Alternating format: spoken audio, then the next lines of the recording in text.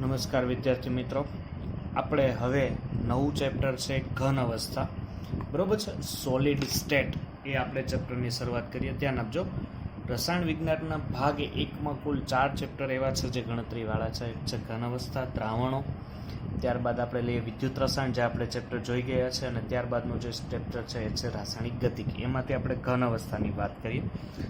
તો ઘન અવસ્થા એની પહેલાં આપણે ચર્ચા કરીએ, એટલે એની ચર્ચા પહેલાં આપણે થોડીક માહિતી લઈએ કે કોઈ પણ દ્રવ્ય છે તો દ્રવ્યની અવસ્થાઓ કેટલી હોય. ધ્યાન આપજો, કોઈ પણ જે દ્રવ્ય છે દ્રવ્યની અવસ્થાઓ કેટલી હોય છે. તો એ જે દ્રવ્ય હોય ને એ દ્રવ્યની આપણે અહીંયા અવસ્થાની ચર્ચા કરીએ. એટલે આપણને એક અવસ્થાઓ ખબર છે થોડી, અને એ અવસ્થાઓ કઈ કઈ છે આપણે જોઈએ કે સર અમને ખબર છે કે ઘન હોય, પ્રવાહી હોય અને વાયુ હોય. ઘન પછી હોય એક પ્રવાહી અને એક હોય વાયુ. ઓકે, પણ અહીંયા બીજી બે ચર્ચાની પણ વાત, બે એવી અવસ્થા છે જેની આપણે ચર્ચા કરીશું. એક છે પ્લાઝમા, ધ્યાન આપજો, એક છે પ્લાઝમા અને એક છે બોઝ આઇન્સ્ટાઇન કન્ડેન્સેટ. ઓકે, એટલે કુલ ખરેખર દ્રવ્યની કેટલી અવસ્થા હોય છે વિદ્યાર્થી મિત્રો? 5 હોય છે. બોઝ આઇન્સ્ટાઇન કન્ડેન્સેટ, ઘન, પ્રવાહી, વાયુ અને પ્લાઝમા, આવી કુલ 5 અવસ્થા હોય છે. તો સૌથી પહેલા આપણે જોઈએ બોઝ આઇન્સ્ટાઇન કન્ડેન્સેટ એ કઈ અવસ્થા છે. તો બોઝ આઇન્સ્ટાઇન કન્ડેન્સેટ અવસ્થા છે ખૂબ જ નીચા તાપમાને તમને પ્રાપ્ત થાય. વાતાવરણનું તાપમાન તમે ખૂબ નીચું કરો ત્યારે તમને કુલ આ અવસ્થા પ્રાપ્ત થાય છે, ને એ અરાઉન્ડ સમથિંગ 0 કેલ્વિન જેટલું અથવા -273 ડિગ્રી સેલ્સિયસ જેટલું જો તમે તાપમાન કરો તો તમને બોઝ આઇન્સ્ટાઇન કન્ડેન્સેટ અવસ્થા પ્રાપ્ત થશે. અહીંયા બધા જ તત્વના ગુણધર્મો સમાન થશે. બધા તત્વોના ગુણધર્મો કેવા થશે વિદ્યાર્થી મિત્રો? સમાન થશે. ચાલો હવે આપણે ઘન અવસ્થા આવીએ. તો ઘન અવસ્થામાં કદ નિશ્ચિત હોય તો હા સર, ઘન અવસ્થાનું કદ કેવું હોય છે? નિશ્ચિત કદ. તો પ્રવાહીનું, તો સર પ્રવાહીનું કદ કેવું હોય? નિશ્ચિત. તમે જે પાત્રમાં નાખો એ જ પાત્રમાં દે. પણ વાયુ અવસ્થાનું કદ નિશ્ચિત હોતું નથી. વાયુ અવસ્થાનું કદ નિશ્ચિત ન હોય. ત્યારબાદ અહીંયા લઈએ તો આ દ્રઢ છે. કેવો છે? દ્રઢ.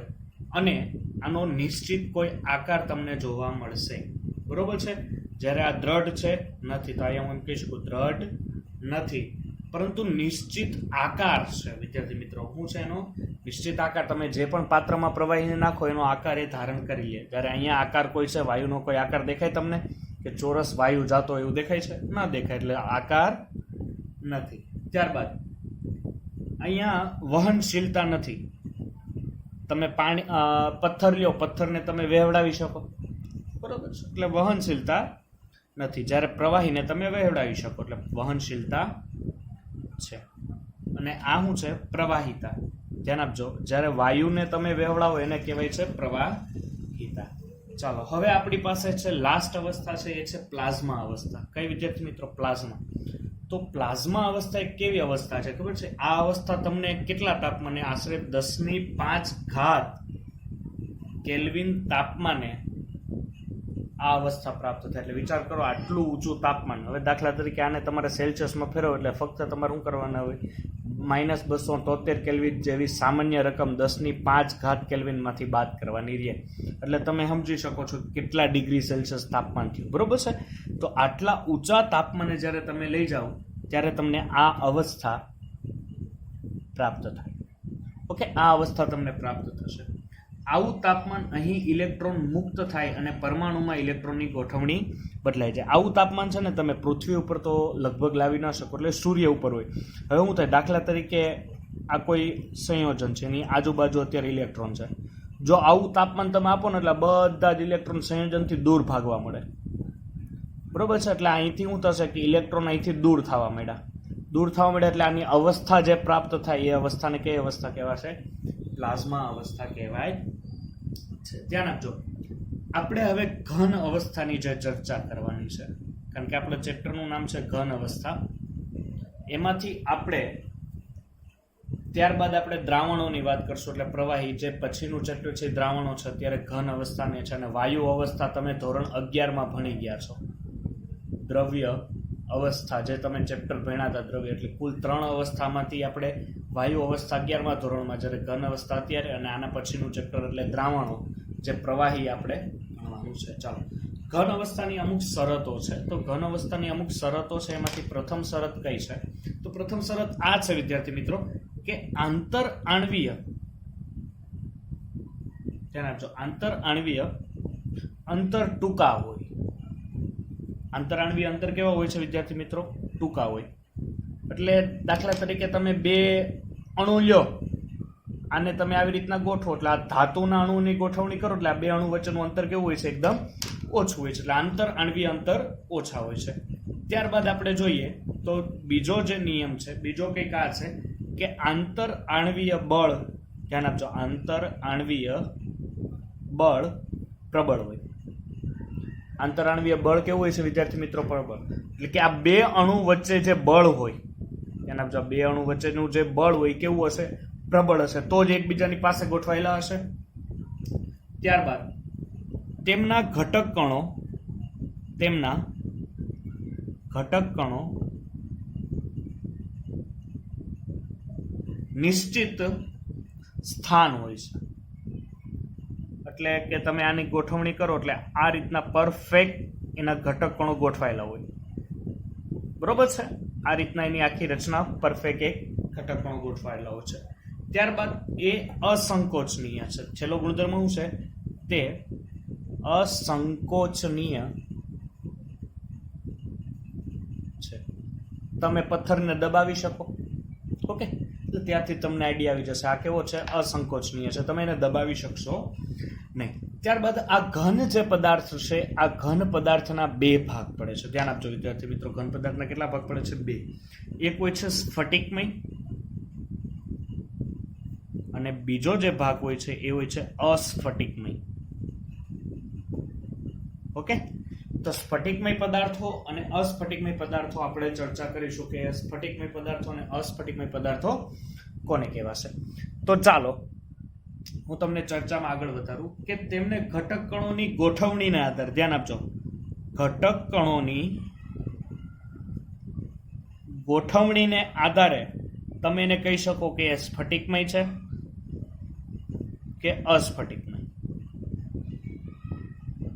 કોઈ પણ સંયોજનમાં જે ઘટક કણો છે, અહીંયા જે મેં તમને ઘટક કણો દર્શાવ્યા, આ ઘટક કણોની ગોઠવણી કેવી છે એને આધારે તમે કહી શકો કે સ્ફટિકમય કે છે કે અસ્ફટિકમય છે. જો હું તમને એક સિમ્પલ ઉદાહરણ આપું કે સ્ફટિકમય અને અસ્ફટિકમય કોને કહેવાય. તમારા ઘરે જે ખાંડ છે, મીઠું છે, એ તમે જોશો, હાથમાં સ્પર્શ એને કરો અને તમને એક ખરબચડો પદાર્થ લાગે છે, એનો મિનિંગ કે એ કેવો છે? સ્ફટિકમય છે. અને અસ્ફટિકમય એટલે ઘઉંનો લોટ લ્યો, તમે ચણાનો લોટ લ્યો, એકદમ લીસો પાવડર લ્યો, એટલે એકદમ તમે હાથમાં સ્પર્શ કરશો એકદમ લીસો પાવડર જેવી જે તમને રચના જોવા મળે છે, એ કેવો છે? અસ્ફટિકમય. એટલે સ્ફટિકમય અને અસ્ફટિકમય વચ્ચે આ એટલો તફાવત છે. ત્યારબાદ સ્ફટિકમય ઘન પદાર્થમાં સામાન્ય રીતે મોટી સંખ્યામાં નાના નાના કણુઓ ક્રમબદ્ધ ગોઠવાયેલા. ધ્યાન આપજો, તમે કોઈ પણ સ્ફટિકમય પદાર્થ લ્યો તમે, તો એમાં નાના નાના જે કણો હોય ને એકદમ ક્રમબદ્ધ વ્યવસ્થિત આ રીતના ગોઠવાયેલા હોય છે. ઓકે, આ રીતના વ્યવસ્થિત ગોઠવાયેલા હોય છે. અને આમાં તમને દેખાય છે આ અણુ, દાખલા તરીકે આ લઉં તો આની પાછળ, એટલે હું 3D માં દોરવાની તમને ટ્રાય કરું કે આની પાછળ એક અણુ હશે, એ તમે આગાહી કરી શકો. આની પાછળ એક અણુ હશે, આની પાછળ પણ એક અણુ હશે, એવી રીતના આની પાછળ પણ એક હશે, અહીંયા પણ એક હશે, અહીંયા પણ એક હશે. એવી રીતના તમે આખું આ રીતના સ્ટ્રક્ચર બનાવી શકો, તમે જોઈ શકો છો. ઓકે, એટલે આખું અહીંયા તમે પાછળ દાખલા તરીકે અહીંથી લ્યો, અહીંયા લ્યો, અહીંયા લ્યો, અહીંયા લ્યો. રેડી? આ રીતના તમે શું થાય, સ્ફટિકમય ગોઠવણી કેવી હોય? એકદમ વ્યવસ્થિત. ઓકે, લાઈન બાય લાઈન હોય. એક અણુ છે તો એના પછી બીજો અણુ, એના પછી ત્રીજો, એવી રીતના એક આખું તમને ચોસલું એક સ્ફટિક બનાવીને આપે. એટલે સ્ફટિકમય પદાર્થ આ રીતના વ્યવસ્થિત ગોઠવાયેલા હોય છે. અને તમને દાખલા તરીકે ખબર પડે કે એક અણુ અહીંયા છે તો તમે એની આગાહી કરી શકો કે અહીંથી બીજો અણુ અહીંયા પાછળ હશે. તમે અહીંયા અણુ લ્યો છો તો અહીંથી એમ કહી શકો કે એક અણુ અહીંયા હશે, એક અણુ અહીંયા તમે કહો છો તો એક અહીંયા હાજર હશે. ઓકે, એટલે આ રીતના તમે એની સ્ફટિકમય પદાર્થમાં તમે આગાહી કરી શકો. ચાલો આપણે આગળ ચર્ચામાં વધીએ. તો અને આ સમગ્ર સ્ફટિકની રચના ધ્યાન આપજો, આ સમગ્ર એટલે આખા સ્ફટિકની રચના આવર્તનીય રીતે પુનરાવર્તિત થાય છે. એટલે હું કહી શકો આવર્તનની રીતે પુનરાવર્તિત થવું એટલે સર શું? મેં તમને હમણાં કીધું એમ આગળ બાય આગળ વધતી જ જાય, એ આખો મોટો સ્ફટિક બને છે, બરોબર છે. એ સ્ફટિકની રચના તમને પ્રાપ્ત થાય છે.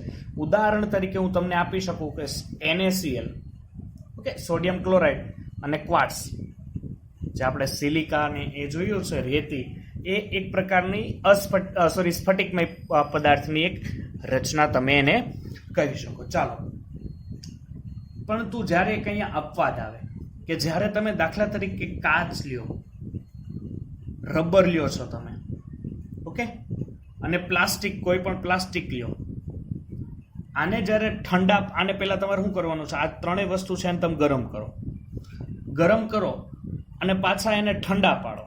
પહેલા શું કરવાનું છે? ગરમ, પછી એને તાપમાન નીચું કરીને ઠંડા પાડો, તો તેઓ સ્ફટિકમય ઘન પદાર્થ તરીકે વર્તતા નથી. તમે આ ત્રણેયમાંથી છે ને જો ધ્યાન આપજો. હું તમને રબરનું ઉદાહરણ આપું, પ્લાસ્ટિક આપું. પ્લાસ્ટિક પહેલા કેવા હોય? સ્ફટિકમય. પછી જ્યારે તમે એને ગરમ કરો ને પાછા ઠંડા પાડી દો ને એટલે ખરેખર એ અસ્ફટિકમય, ધ્યાન આપજો, કેવા? અસ્ફટિકમય ઘન પદાર્થ બનાવે. કેવો ઘન પદાર્થ બનાવે છે? અસ્ફટિકમય ઘન પદાર્થ બનાવે છે. એટલે અસ્ફટિકમય ઘન પદાર્થ જે હોય ને એની અણુઓની ગોઠવણી છે ને, ધ્યાન આપજો, તેના અણુઓની ગોઠવણી એ અસ્તવ્યસ્ત હોય, એ વ્યવસ્થિત હોતી નથી. કેમ? સ્ફટિકમય ઘન પદાર્થમાં આપણે વ્યવસ્થિત ગોઠવણી જોઈએ, એવી વ્યવસ્થિત ગોઠવણી તમે અસ્ફટિકમય ગુણધર્મમાં પદાર્થમાં તમે જોઈ શકતા નથી. અને ઘણીવાર તેને અતિ ઘટ્ટ પ્રવાહી પણ કહેવાય છે. અતિ ઘટ્ટ પ્રવાહી પણ તમે એને કહી શકો, બરોબર છે, અસ્ફટિકમય પદાર્થ. જો પુરાતીત સંસ્કૃતિમાં કાચની જે વસ્તુ છે એને તમે દૂધિયા એટલે કે એને સ્ફટિકીકરણ કહેતા. અને અસ્ફટિકમય ઘન વહેવાનું વલણ ધરાવે એટલે ધીમેથી વહે. અસ્ફટિકમય મેં એમ કીધું અતિ ઘટ્ટ પ્રવાહી એટલે કેવું વલણ ધરાવે છે? વહેવાનું વલણ ધરાવે. એટલે તમને લાગે ઘન પણ ખરેખર કેવો હોય? આભાસી ઘન હોય. કેવો હોય? આભાસી ઘન. ઘઉંનો લોટ છે, તમે એને ખરેખર જો આ ધ્યાન આપજો, આ જૂના જમાનાના જે વસ્તુ છે ત્યાંથી આ લોકોએ કીધું છે કે ઘન પદાર્થ હોય અસ્ફટિકમય ઘન પદાર્થ એ અતિ ઘટ્ટ પ્રવાહી છે. અતિ પ્રવાહી હોય એટલે કેનું વલણ હોય? એને વહેવાનું વલણ હોય. એ તમને લાગે ખરેખર ઘન જેવા છે, ઘન પદાર્થ સોલિડ છે, પણ એ ખરેખર ઘન નથી. એને ખરેખર શું કહેવાય છે? આભાસી ઘન કહેવાય છે, બરોબર છે. એટલે હવે આપણે સ્ફટિકમય ઘન અને અસ્ફટિકમય ઘનની જે સામાન્ય ચર્ચાઓ આપણે કહી શકીએ, એ સામાન્ય ચર્ચાઓ આપણા માટે આટલી ઇનફ થઈ શકે છે. હવે ખરેખર જે આપણા માટે ઇમ્પોર્ટન્ટ જે સવાલ આવે છે, એ સવાલ આપણી પાસે એવો છે કે સ્ફટિકમય ઘન, ધ્યાન આપજો, સ્ફટિકમય ઘન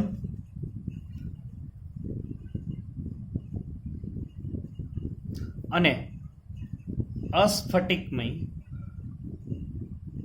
ઘન પદાર્થ વચ્ચેનો તફાવત. એટલે આ તફાવત તમે સમજશો એટલે વધારે તમને આઈડિયા આવશે કે સ્ફટિકમય ઘન અને અસ્ફટિકમય ઘન વચ્ચેનો તફાવતને આપણે ચર્ચા કરીએ. તો પ્રથમ આપણે જો હું ચર્ચા તમને કરું તો પ્રથમ એનો જે પોઈન્ટ આવે છે એ પોઈન્ટ કંઈક આ રીતનો છે કે આ સ્ફટિકમય ઘન હોય ને એને કોઈ ચોક્કસ અને ખાસિયતવાળો, ધ્યાન આપજો, ચોક્કસ અને ખાસિયતવાળો કોઈ ભૌમિતિક આકાર હોય. કોને? સ્ફટિકમય ઘનને કોઈ ચોક્કસ આકાર હશે જ એને. જ્યારે અહીંયા અનિયમિત આકાર હોય. કેવો હોય?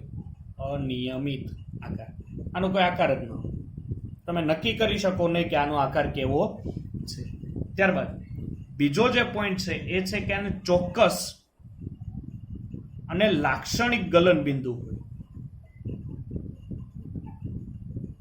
ઓકે, ચોક્કસ અને લાક્ષણિક ગલન બિંદુ સ્ફટિકમય ઘન પદાર્થ ધરાવે છે, ત્યારે અહીંયા કોઈ ચોક્કસ ગલન બિંદુ હોતું નથી. ઓકે, ત્યારબાદ હવે જે ગુણધર્મ છે એ છે દૈશિક ગુણધર્મ. ધ્યાન આપજો, કયો? દૈશિક ગુણધર્મ. તમારી બુકમાં જો આ તમે તફાવત જોશો એટલે ત્યાં તમને એવો શબ્દ આપ્યો છે વિષમ દૈશિક, એટલે એ લોકોએ વિષમ દૈશિક આપી દીધો શબ્દ, પણ ખરેખર આપણે એને દૈશિક ગુણધર્મ સમજ એટલે હમણાં તમને આઈડિયા આવશે. આજે ચર્ચાની આપણે કરીએ કે સ્ફટિકમય ઘન પદાર્થ છે ને, સ્ફટિકમય ઘન પદાર્થ એ વિષમ દૈશિક ગુણધર્મ ધરાવે છે. કેવો ધરાવે છે? વિષમ દૈશિક ગુણધર્મ. ઓકે, આ વિષમ દૈશિક ગુણધર્મ ધરાવે છે. અને સ્ફટિકમય ઘન છે, સોરી અસ્ફટિકમય એ સમદૈશિક. સાહેબ આમાં કંઈ સમજાણું નહીં, તો ચાલો આપણે સમજવાની કોશિશ કરીએ કે સમદૈશિક અને વિષમદૈશિક ગુણધર્મ કેવો કયો છે. હવે દાખલા તરીકે આની ગોઠવણી કેવી હતી? એક લાઈનમાં હતી, એટલે એક પોઈન્ટ અહીંયા ધ્યાન આપજો, હું તમને સમજાવું છું કે અહીંયા એ ને એ આ ગુણધર્મ છે. ચાલો વચ્ચે અહીંયા હું મૂકું છું બી, કારણ કે એક ધન આયન અને એક ઋણ આયનની ચર્ચા કરીએ છીએ આપણે અહીંયા એ ઓકે, તમને આઈડિયા આવશે. દાખલા તરીકે એ ઋણ આયન છે અને બી કેવો છે? ધન આયન છે, અથવા એને તમે ધન આયન કહી શકો અથવા બીને ઋણ આયન. હવે એક પોઈન્ટ અહીંયા જોવાનો છે કે આમાં ખાસિયત છે ને આમાં શું ખાસિયત છે વિષમ દૈશિક. અને હવે તમને એક પોઈન્ટ અહીંયા દેખાશે, ધ્યાન આપજો કે અહીંયા હું ક્રોસ અહીંયા લાઈન આપું છું, તો અહીંયા શું થશે? ક્રોસ જે લાઈન આપું છું ને, અહીંયા એ અને અહીંયા એ દેખાય છે તમને? એક લાઈનથી તમે જાઓ તો આ બધા એ જ છે. હવે એ જ પ્રમાણે તમે આ સાઈડ આવો તો અહીંયા શું છે? બધા બી, અથવા તમે એને આમ સીધી લાઈને લઈ શકો.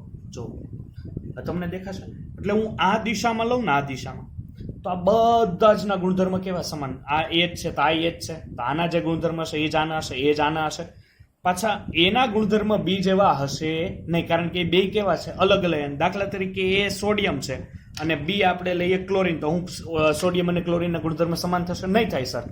એટલે એના ગુણધર્મ છે સોડિયમના બધાના ગુણધર્મ સમાન જ હોય. હવે બી લઈએ તો બી ક્લોરીન બધાના ગુણધર્મ સમાન છે. એટલે અહીંયા હું એક પોઈન્ટ કહી શકું કે જુદી જુદી દિશામાં ગુણધર્મ જુદા જુદા.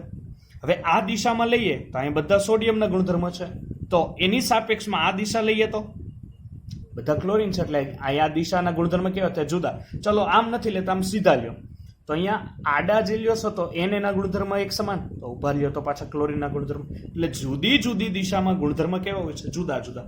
જ્યારે સમદૈશિકમાં આવું ક્યારે બને કે અહીંયા ચોક્કસ ભૌમિતિક આકાર છે ત્યારે, જ્યારે અહીંયા કોઈ ચોક્કસ ભૌમિતિક આકાર જ નથી. જોવો ને, એમને ગમે ત્યાં છે, કારણ કે તમને કોઈ આકાર નથી એટલે તમે ગમે ત્યાં મૂકી શકો.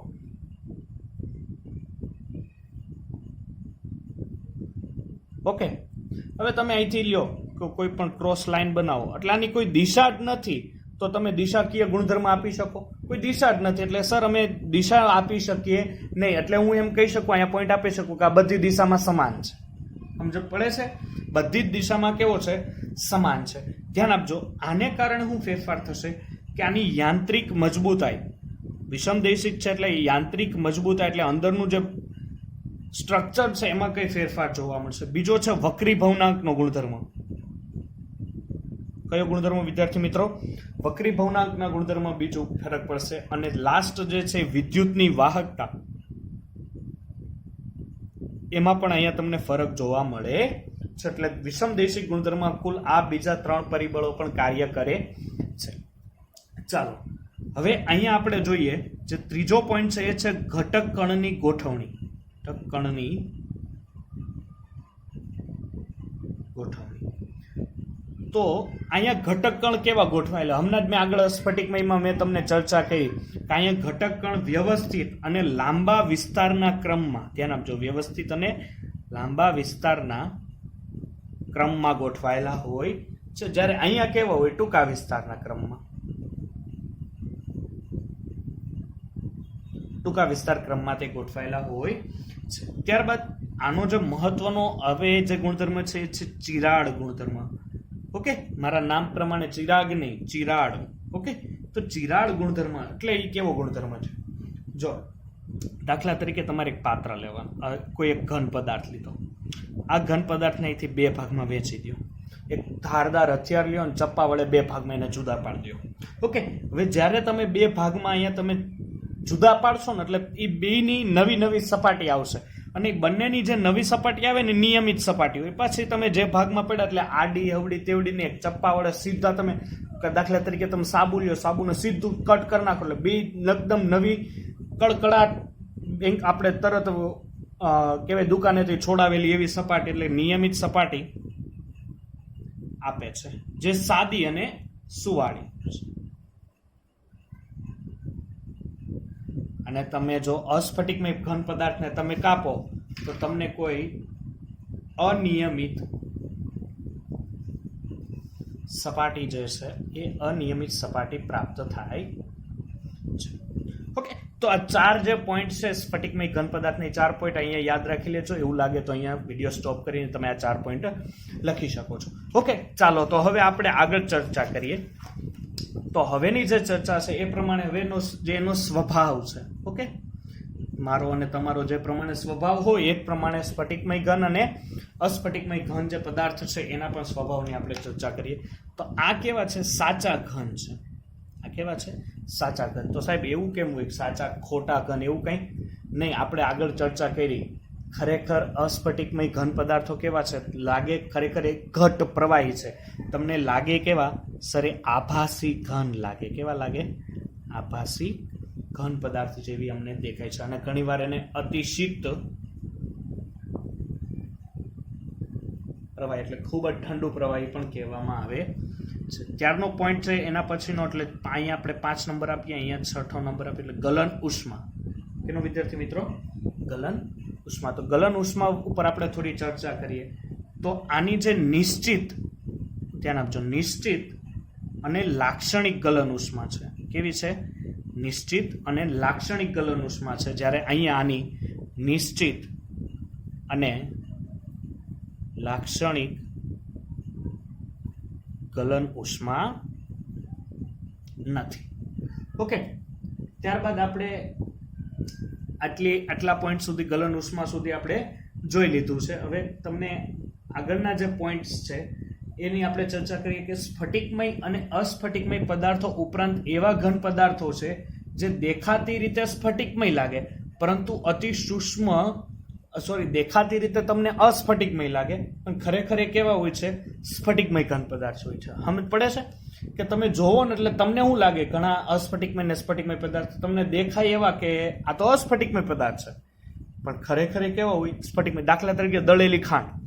દળેલી ખાંડ તમે જોવો એટલે એકદમ લોટ જેવી લાગે, પણ એને તમે હાથે સ્પર્શ કરો એટલે ખાંડના ખૂબ હજી નાના કણો એમાં રહેલા હોય એટલે સ્પર્શ કરતા તમને સ્ફટિકમય લાગે. દાખલા તરીકે હું તમને કહું કે સિલિકોન એવા ઉત્તમ ફોટો વોલ્ટોઇક પદાર્થ છે જે સૌર ઉર્જાને વિદ્યુત ઉર્જામાં રૂપાંતર કરે છે. જે આપણે અગાસી પર જે આપણે સોલર પેનલ મૂકીએ છીએ એ સિલિકોન કાચના બનેલા હોય, બરોબર. અને હમણાં મેં ચર્ચા કરી કે કાચ એક તમને અસ્ફટિકમય પદાર્થ છે, પણ એ પણ તમને શું કામ કરે છે કે સર એ વિદ્યુત ઉર્જામાં, સૌર ઉર્જામાંથી વિદ્યુત ઉર્જામાં તમને રૂપાંતરણ કરીને આપે છે. હવે ધ્યાન આપજો કે સ્ફટિકમય ઘન પદાર્થ છે, ધ્યાન આપજો, સ્ફટિકમય ઘન પદાર્થોનું વર્ગીકરણ.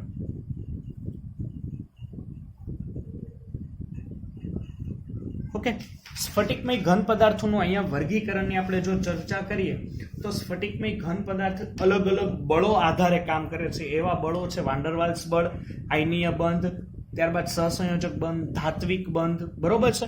આવા અલગ અલગ બળો ઉપર ચર્ચા કરે છે. જો તમને આ બધા બળોની આઈડિયા હોય તો તમે આ લેક્ચર્સમાં વધારે તમને આઈડિયા આવશે, અથવા જો તમને આઈડિયા ન હોય તો ફરી એકવાર ધોરણ 11ની બુકમાં તમને આ બધા બળોની ચર્ચા કરેલી છે, તો એ બધા બળો ઉપર ફરી એકવાર નજર કરી લો અને ત્યારબાદ આ વિડીયો લેક્ચર્સ જોજો એટલે તમને વધારે આઈડિયા આવશે. હવે એમાંથી અલગ અલગ ભાગ પાડવામાં આવે છે. એમાંથી જે પ્રથમ ભાગ છે આને કહેવાય આણ્વીય ઘન. કયો? આણ્વીય ઘન. તો આણ્વીય ઘનના કુલ 3 પ્રકાર છે વિદ્યાર્થી મિત્રો. કેટલા છે? 3. એક હોય છે અધ્રુવીય આણ્વીય ઘન, બીજો જે પદાર્થ છે એ છે ધ્રુવીય આણ્વીય ઘન, અને જે ત્રીજો ભાગ છે એ છે હાઇડ્રોજન બંધિત આણ્વીય ઘન. એટલે કુલ આવા 3 પ્રકાર છે, ધ્યાન આપજો આણ્વીય ઘનના. એમાંથી આપણે પ્રથમ જે ભાગ છે એની આપણે અહીંયા ચર્ચા કરીશું, અને પ્રથમ છે એને કહેવાય છે અધ્રુવીય આણ્વીય ઘન. ઓકે, અધ્રુવીય આણ્વીય ઘનની આપણે અહીંયા ચર્ચા કરીશું. તો અધ્રુવીય એટલે પહેલી વસ્તુ કે ધ્રુવીય અને અધ્રુવીય એટલે શું થશે? ઘણીવાર આને બિન ધ્રુવીય પણ કહેવાય છે. ધ્રુવીય એટલે એક શબ્દ શું થાય? ધ્યાન આપજો. જો તમે 4થું ચેપ્ટર ભણેલા છો રાસાયણિક બંધન ને આણ્વીય રચના 11મા ધોરણમાં, તો તમને ખબર હશે કે સર એક ઉપર પ્લસ ધન ધ્રુવ હોય અને એક ઉપર માઇનસ આયન હોય, તો આને ધ્રુવીય કહેવાય. દાખલા તરીકે તમારી પાસે HCl છે તો ક્લોરીન ઉપર માઇનસ છે અને હાઇડ્રોજન ઉપર પ્લસ છે, એટલે આ ધ્રુવીય થયો. સમજ પડશે? Plus or minus. તો અહીંયા કેવા ઘનની ચર્ચા કરવાનું કે છે આપણને? અધ્રુવીય ઘનની. એટલે કે એનો મિનિંગ હું H2 અહીંયા ગેસ લઉં, હું એમાંથી બનાવું H2 સોલિડ, તો આમાં ક્યાંય ધ્રુવીયતા ન જોવા મળે. 2 હાઇડ્રોજનના જ પરમાણુ છે. સમજ પડે છે? તો આમાં કોઈ એક ઉપર ધન કે ઉપર ઋણ એવું આવી શકે એવું હોતું નથી. દાખલા તરીકે તમારી પાસે I2 ગેસ છે, એમાં તમે I2 સોલિડ બનાવો છો. દાખલા તરીકે P4 સોલિડ છે, ત્યારબાદ સલ્ફર એસેટ છે સોલિડ. આ બધા જ કેવા છે? અધ્રુવીય. આમાં કોઈ પ્રકારનો ધ્રુવ જોવા ન મળે, ધન આયન કે ઋણ આયન એવો જોવા નથી મળતો, એટલે આપણે એને શું કહી શકીએ? અધ્રુવીય આણ્વીય ઘન કહી શકીએ છીએ. દાખલા તરીકે તમારી પાસે CCl4 છે, ગેસીય સ્વરૂપમાં હોય, કાર્બન ટેટ્રાક્લોરાઇડ, એને તમે કન્વર્ટ કરો છો CCl4 સોલિડમાં. ઓકે, CCl4 સોલિડમાં તમે એને કન્વર્ટ કરો છો એટલે એનો મિનિંગ શું થશે કે અહીંયા તમે સોલિડ લીધો પણ આમાં કોઈ ધ્રુવીયતા હોતી નથી. સર આમાં ધ્રુવીયતા ના હોય. કાર્બન, ક્લોરીન, આ 4 ક્લોરીન આવી ગયા, એક ઉપર પ્લસ એક ઉપર માઇનસ અહીંયા જઈ શકતો નથી. એટલે ધ્યાન આપજો. દાખલા તરીકે હું તમને આની વચ્ચે જે બળ હોય, ધ્યાન આપજો, અધ્રુવીય આણ્વીય ઘન વચ્ચે જે બળ હોય છે એ બળ હોય છે વિક્ષેપણ બળ. કયું વિદ્યાર્થી મિત્રો? વિક્ષેપણ બળ, અથવા ઘણીવાર એને નિર્બળ વિસર્જન બળ અથવા લંડન બળ. દ્રવ્ય અવસ્થા ચેપ્ટરમાં તમને અમે આઈડિયા આવ્યો હશે. આ બધા બળોની ચર્ચા ત્યાં થયા હતી, એટલે મેં કીધું કે તમે જો બળનો આઈડિયા હોય તો વધારે તમને આઈડિયા આવશે.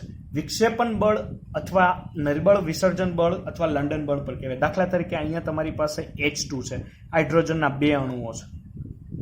ઓકે, અથવા અહીંયા તમે એમ કહી શકો કે એક હાઇડ્રોજનનો અણુ છે અને બીજાની સાથે જ્યારે આની વચ્ચે જે આકર્ષણ આવે, અને આ આકર્ષણ એ કયું બળ હોય છે? લંડન બળ હોય છે અથવા વિસર્જન બળ હોય છે. આ જે આણ્વીય ઘન હોય છે, અધ્રુવીય આણ્વીય ઘન હોય છે, એના ગલનબિંદુ ખૂબ જ નીચા હોય છે. ઓકે, તમે એને સહેલાઈથી પીગાળી શકો. ગલનબિંદુ ખૂબ જ નીચા હોય છે. તે વિદ્યુતના અવાહક હોય છે, એમાંથી તમે વીજળી પસાર કરી શકતા નથી. તે વિદ્યુતના કેવા હોય છે? અવાહક હોય છે. અને સાથે સાથે એ નરમ હોય છે, એકદમ પોચા હોય છે. બરોબર છે? કોણ? અધ્રુવીય આણ્વીય ઘન. ચાલો હવે આપણે જે સેકન્ડ જે છે, આપણે મેં એમ કીધું તો 3 ભાગમાં. પહેલું હતું અધ્રુવીય આણ્વીય ઘન. હવે જે પાર્ટ પડે છે એ છે બીજો છે, એ છે ધ્રુવીય આણ્વીય ઘન.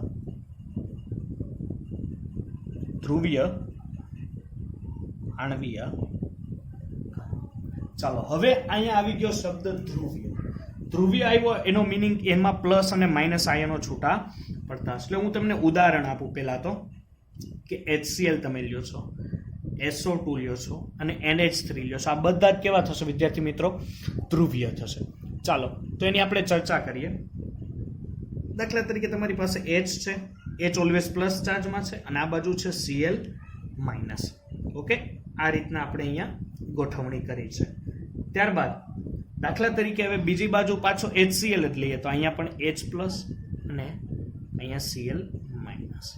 હવે આપણને ખબર છે પ્લસ અને માઇનસ વચ્ચે પ્રેમ જાજો, તો અહીંયા ક્લોરીન માઇનસ ચાર્જમાં છે અને હાઇડ્રોજન કયા ચાર્જમાં છે? પ્લસ ચાર્જમાં. જ્યારે આ બંને વચ્ચે જોડાણ થાય એટલે અહીંયા શું હતું? આ જે HCl હતું એમાં 2 ધ્રુવ હતા, ધન આયન, ઋણ આયન. આ HCl છે એમાં કેટલા છે? 2 ધ્રુવ. એટલે હું એમ કહી શકું દ્વિધ્રુવીય. આના માટે દ્વિધ્રુવીય, આના માટે દ્વિધ્રુવીય, દ્વિધ્રુવીય, દ્વિધ્રુવીય, પારસ્પરિક, એકબીજાની પારસ્પરિક આકર્ષણ થાય છે. ધ્યાન આપજો, શું થાય છે? આકર્ષણ થાય છે અને એ બળ જોવા મળે છે. એટલે હું અહીંયા કહી શકું કે ધ્રુવીય આણ્વીય ઘનમાં દ્વિધ્રુવીય પારસ્પરિક આકર્ષણ બળ જોવા મળે છે. ધ્યાન આપજો, આ ઘન પદાર્થો છે, આવું તમને SO2 માં જોવા મળશે અને NH3 માં પણ જોવા મળશે. આ ઘન પદાર્થ છે, આ ઘન પદાર્થો વિદ્યુતના અવાહક હોય છે. વિદ્યુતના કેવા હોય છે? અવાહક હોય છે.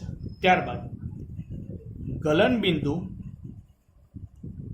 નીચા હોય છે. આના ગલન બિંદુ પણ કેવા હોય છે? નીચા. પણ ખરેખર અધ્રુવીય આણ્વીય ઘન કરતા પાછા આના ગલન બિંદુ કેવા હોય? ઊંચા. આમ ખરેખર નીચા હોય, ખૂબ નીચા હોય, પણ આની સાપેક્ષમાં ધ્રુવીય આણ્વીય ઘનના ગલન બિંદુ કેવા છે? ઊંચા હોય છે. ત્યારબાદ આવા અણુઓને અથવા આવા અણુઓ ઓરડાના તાપમાને પ્રવાહી અવસ્થામાં હોય. કેવી અવસ્થામાં હોય છે? પ્રવાહી અવસ્થામાં. તમને ધ્રુવીય ઘન એટલે HCl, SO2, એમોનિયા બધા પ્રવાહી તમે લ્યો, સોરી આ બધા જે સંયોજનો લ્યો એ તમને ઓરડાના તાપમાને કેવા સ્વરૂપમાં જોવા મળે છે વિદ્યાર્થી મિત્રો? એ પ્રવાહી સ્વરૂપમાં જોવા મળે છે. ચાલો, ત્યારબાદ આપણે હવે ચર્ચા કરીએ લાસ્ટ જે છે આણ્વીય ઘનની. એમાંથી છે હવે આપણી પાસે લાસ્ટ છે એ છે હાઇડ્રોજન બંધ. કયો વિદ્યાર્થી મિત્રો? હાઇડ્રોજન બંધ અથવા હાઇડ્રોજન બંધિત આણ્વીય ઘન. હાઇડ્રોજન બંધિત આણ્વીય ઘન. હવે પેલી વસ્તુ કે હાઇડ્રોજન બંધ કોને કહેવાય? ચર્ચાનો વિષય અહીંયા આવે, હાઇડ્રોજન બંધ કોને કહેવાય? તો અહીંયા તમને એક વસ્તુ આપું છું કે ફ્લોરિન, ઓક્સિજન અને નાઇટ્રોજન, આ ત્રણે ત્રણ તત્વ કેવા છે? કે ખૂબ જ વિદ્યુત ઋણીય તત્વ છે. કેવા છે? ખૂબ જ વિદ્યુત ઋણીય તત્વ છે. આવર્ત કોષ્ટકના ખૂબ જ વિદ્યુત ઋણીય તત્વ છે. વિદ્યુત ઋણીય એટલે હું કે જેને ઇલેક્ટ્રોનની સૌથી વધારે આકર્ષતા હોય. ઇલેક્ટ્રોનને સૌથી વધારે એટલે કે સૌથી વધારે ભિખારા વેડા કરતા હોય. એટલે કે આની પાસે ક્યાંય પણ ઇલેક્ટ્રોન દેખાય એટલે તરત જ શું કરે? ખેંચી લે. કોણ? Fluorine, oxygen, nitrogen. ફોન, તમારે યાદ રાખવાનું, ફોન ને જ્યાં ઇલેક્ટ્રોન દેખાય એ ખેંચી લે. ઓકે, એટલે આટલું યાદ રહી ગયું. ત્રણેય કેવા છે? આવર્ત કોષ્ટકના ખૂબ જ વિદ્યુત ઋણીય તત્વ. આ ત્રણ તત્વ જેવા છે કે જે સૌથી વધુ ઇલેક્ટ્રોનને આકર્ષે. એમાંય પહેલો નંબર ભિખારી વેડામાં ફ્લોરિન, પછી ઓક્સિજન ને પછી કોણ આવશે વિદ્યાર્થી મિત્રો? નાઇટ્રોજન આવશે. ચાલો, હવે આની સાપેક્ષમાં તમે આ ત્રણમાંથી કોઈ પણ એક સાથે જ્યારે હાઇડ્રોજન બંધ બનાવે, આ ત્રણમાંથી ફ્લોરિન, ઓક્સિજન અને નાઇટ્રોજનમાંથી જો હાઇડ્રોજન ગમે એની સાથે પણ જો બંધ બનાવે ત્યારે બનતા બંધને શું કહેવાય છે? હાઇડ્રોજન બંધ. દાખલા તરીકે હું ઉદાહરણ આપું H2O નું. ઓકે, ચાલો H2O સંયોજકતા આપણે બે અહીંયા મૂકી દઈએ. ત્યારબાદ અહીંયા છે ઓક્સિજન. ઓકે, અહીંયા આપણે લઈએ હાઇડ્રોજન. હવે તમને આ હાઇડ્રોજન અને આ ઓક્સિજન વચ્ચે જે આ બંધ બનતો દેખાય છે, આ બંધને શું કહેવાશે? હાઇડ્રોજન બંધ. દાખલા તરીકે અહીંયા સૌથી વધુ વિદ્યુત ઋણીય કોણ છે? ઓક્સિજન. એ આમાં આવે છે ફોનમાં? હા, આવે છે. એની સાથે કોનો બંધ છે? હાઇડ્રોજન. તો આ બંધને કેવો બંધ કહેવાય? હાઇડ્રોજન બંધ કહેવાય છે. સામાન્ય ઓરડાના તાપમાને અને દબાણે, ધ્યાન આપજો, સામાન્ય ઓરડા એટલે કે આપણે રૂમ ટેમ્પરેચર એન્ડ પ્રેશરે આ બાષ્પશીલ પ્રવાહી હોય. કેવું હોય? બાષ્પશીલ પ્રવાહી. બાષ્પશીલ એટલે કે તમે આને ગરમ કરો એટલે ઉડી જાય. એટલે દાખલા તરીકે તમે HF બને, પછી NH3 બને અને H2O બને. આ ત્રણેયને તમે જો ઓરડાના તાપમાને ગરમ કરો એટલે એનું શું થઈ જાય? બાષ્પીભવન થઈ જાય. તે પોચા ઘન પદાર્થ હોય છે. કેવા હોય છે? પોચા ઘન પદાર્થ હોય છે. તેના ગલન બિંદુ કેવા હોય છે? ઓછા હોય છે. અને સાથે સાથે તે વિદ્યુતના કેવા હોય છે? અવાહક હોય. ઓકે, તો આટલી આપણે ચર્ચા કરેલી છે આણ્વીય ઘન સુધી. આના પછી આપણે આયનીય ઘન, ધાત્વીય ઘન અને સહસંયોજક ઘનની આપણે ચર્ચા કરીશું. આપણે મળીએ ચાલો વિડીયો આગળ આવતા લેક્ચરમાં.